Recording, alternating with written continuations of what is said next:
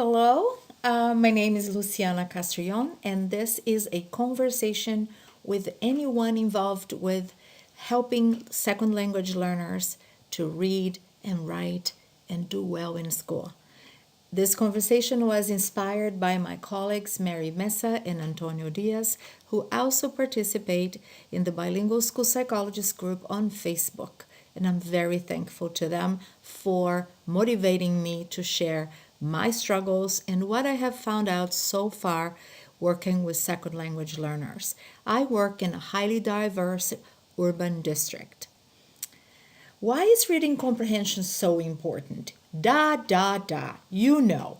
It makes us more empowered by teaching new words. You read something and then you go back into the sentence and you guess a meaning, and your brain saves that. So that's how vocabulary increases as we read.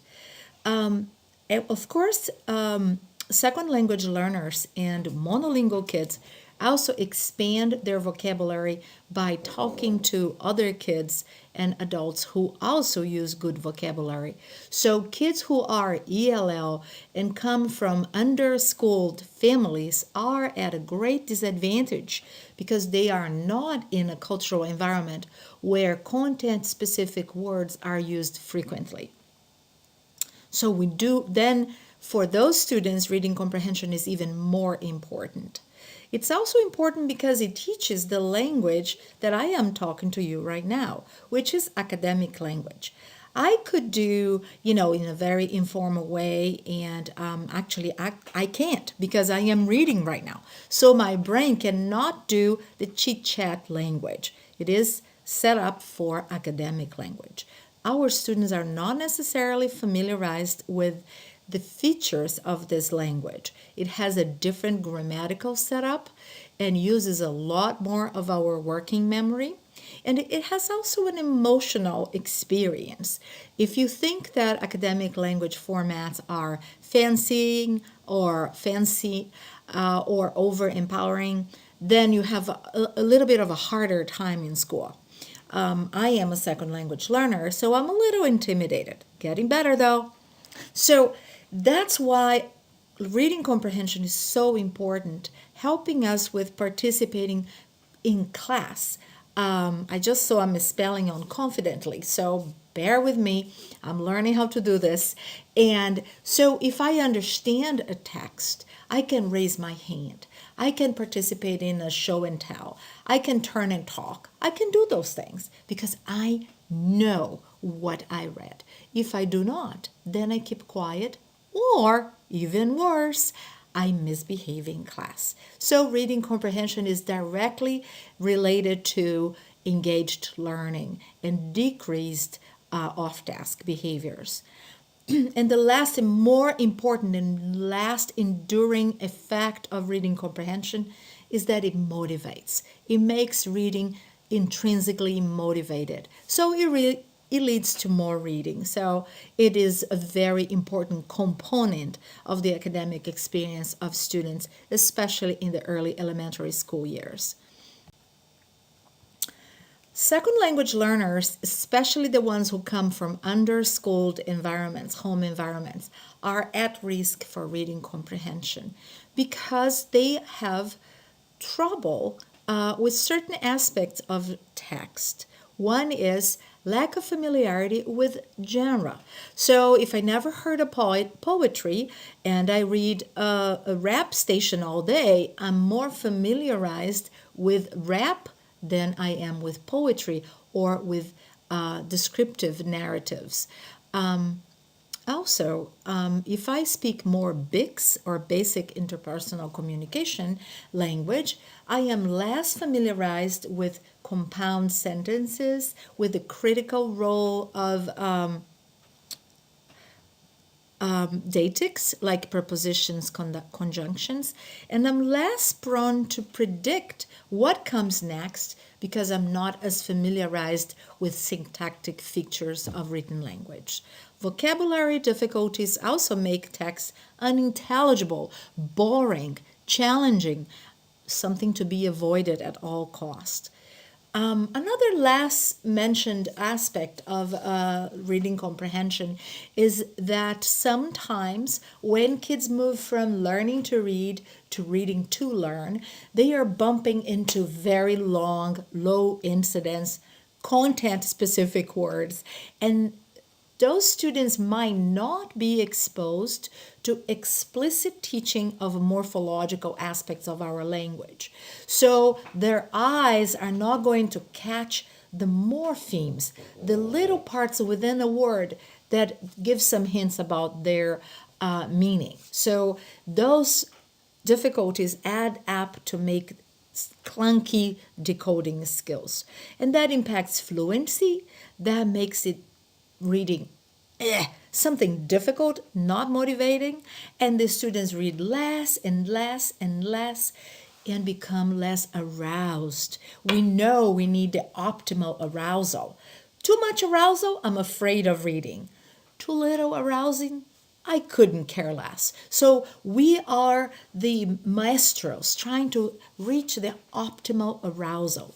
And it's like a dating between a student and a book. It has to be the optimal arousal. If you have an anxious student, a student who has tried to read, attempted to read aloud, got caught into a mistake, that will also make it more difficult. It's so hard for us when you get a referral. You know the drill. You don't know if it's a second language learn issue, if it's a language issue. There are kind of lots of data. We don't know. The kid is able to talk in conversation, but is not reading well, got some reading intervention in early grades, and also has some ear infection. So nothing is simple. Every child is unique. So we have to kind of try to get all the pieces of the puzzle. If we're trying to solve a puzzle, we need the pieces first. So this is the information gathering phase. I'm very lucky in my school. At the Potter Road School is my school base. I serve students in other schools as well, but Framingham has a wonderful system of collaboration amongst the specialists and teachers, so we have consultations. So I can really dig into the cumulative folders, look how long has the child been in the country, health. I can check with the nurse, with the literacy specialist. I can go to the classroom. The teachers are so inviting. I come in to watch. I check with our ELL teachers, and I interview parents. Sometimes I call them.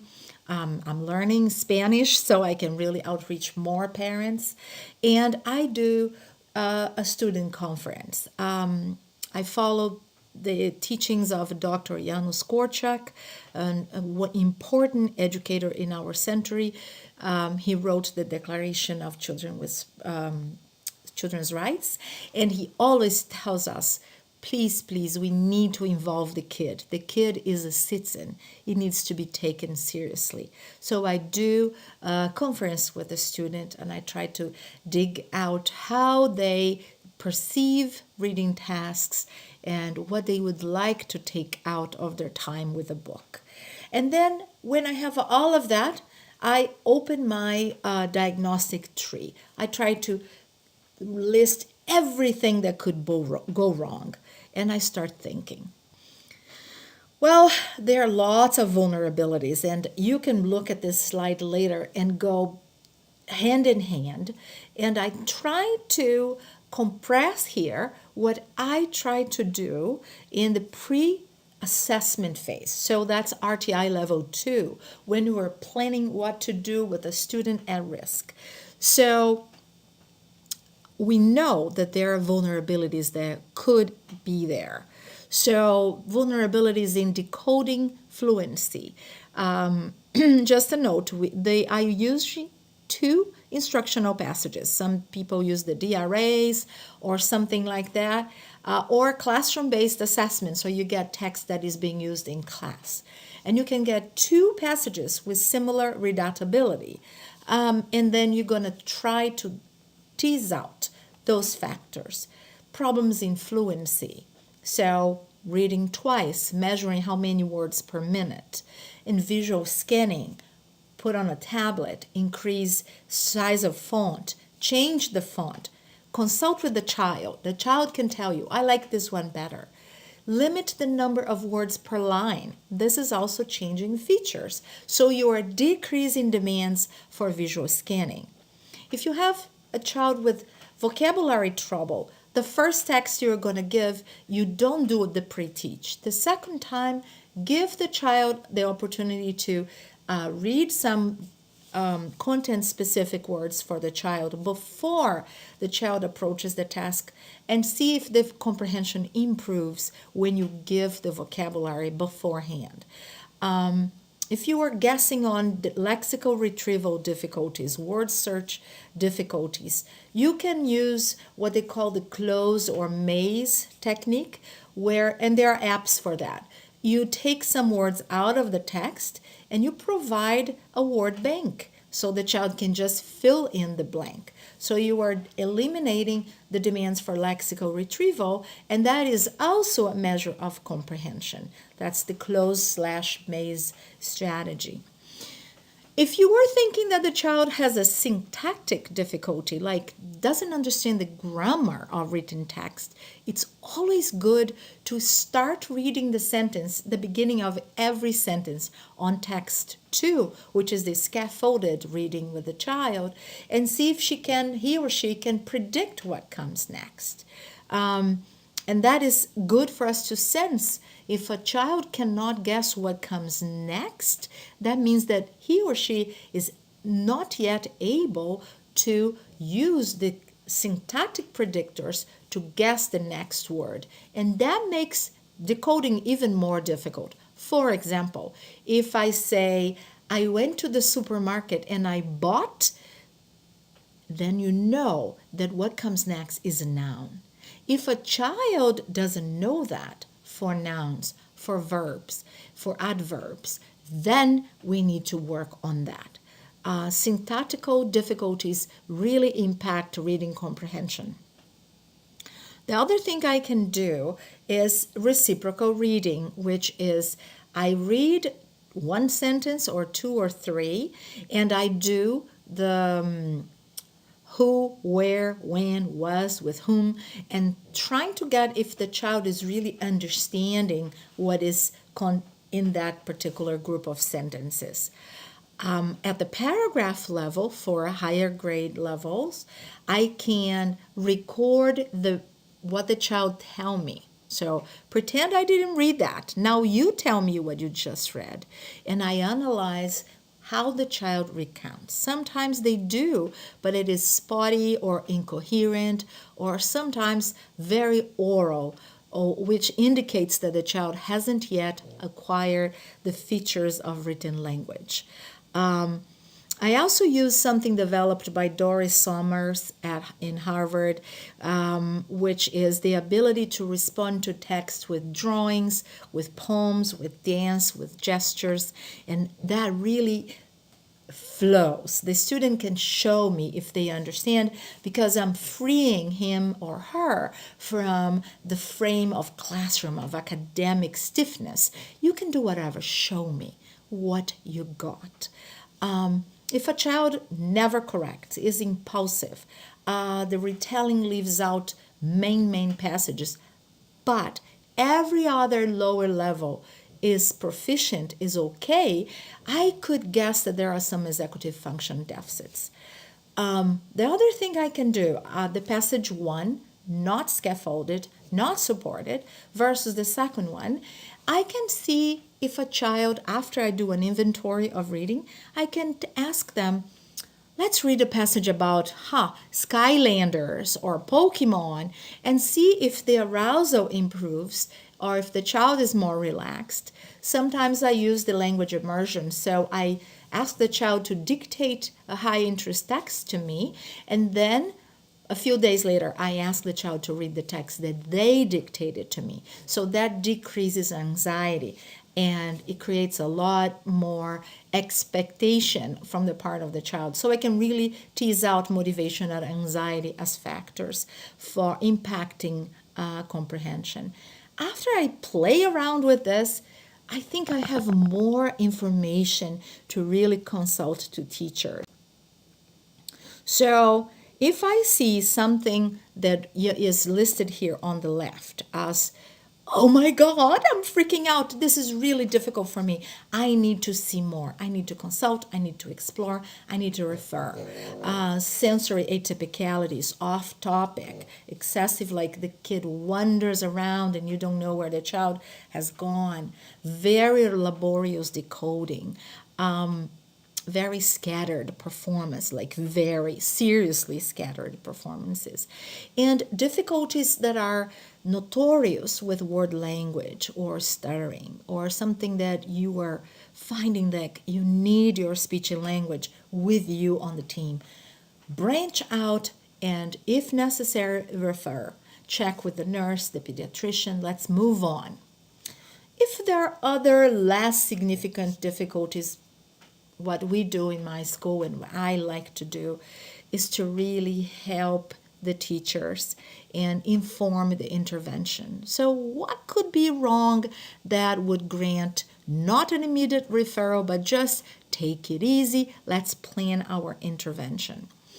Slow pace of instruction, let's read a little slower initially and increase fluency, repetitive reading, so that would impact the slow pace of decoding and help the confidence of the child. So another thing that could go wrong, we found out that the child has weak vocabulary. The first language is still interfering with the second, or the child hasn't acquired oral written language, the ability to understand and speak text. So we need to work on that. Other difficulty is that the child hasn't acquired familiarity with the syntactic skills, the motivation is low, or the confidence is low. Of course, for every child, the smorgasbord of weakness and strengths is different, so we can package the intervention in a very personalized, individualized way. So here is is not a recipe book. It's just a compilation of what I have tried and it helped me. If child has slow pace, one of the interventions that I can think is repetitive reading. The other one is recording a reading for the child. The child listens first and then reads aloud.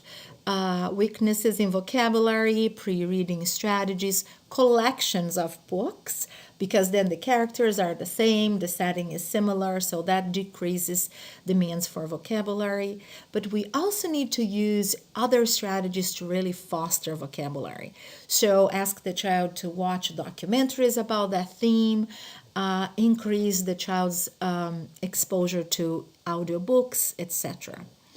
Some kids have a very hard time shifting from L1 to L2, so we need to really create that buffer, really use only one language and try to stick to, let's say, English, so the child can really use the features of English, and really be honest with the child and give some feedback. Like, I have noticed that at the end of the words, you are putting some S there. Do you speak Spanish or Portuguese? So I can really empower the child to understand that she or he is not stupid or just stupid. Most of my students tell me I'm not smart. So you can say, this is not that because you're not smart. It's because your brain is holding two languages at the same time. And then we can reach out to our English language teacher, a ELL teacher, and ask her help. The other thing we can do is really pre-read the most complex, the compound sentences, and teach the child how to go about those sentences. So to really help her with the second language learning process here. Kids who have trouble speaking written language, they need practice with that. So what I see happening, my dear friend Sarah Himmerla has taught me how to use academic conversations to increase the exposure and the active participation in learning-centered conversations. I also love to do high interest groups. In the first slide, you saw a picture of some of my students having an interest conversation, an interest group about a famous cartoon. And it's very good for them to read about what they like. Nothing better than a child writing a text or dictating a text. I write it up and I give to other kids to read. They love it and really learn how to speak written language. So it's very important to think about that. Written language has to be practiced within the interpersonal sphere before being internalized and being used to understand text. So we need to speak written language more and more and engage our students in that. The other things we can do, sentence starters, explicit teaching of grammar skills. This is something that is old-fashioned but is so helpful.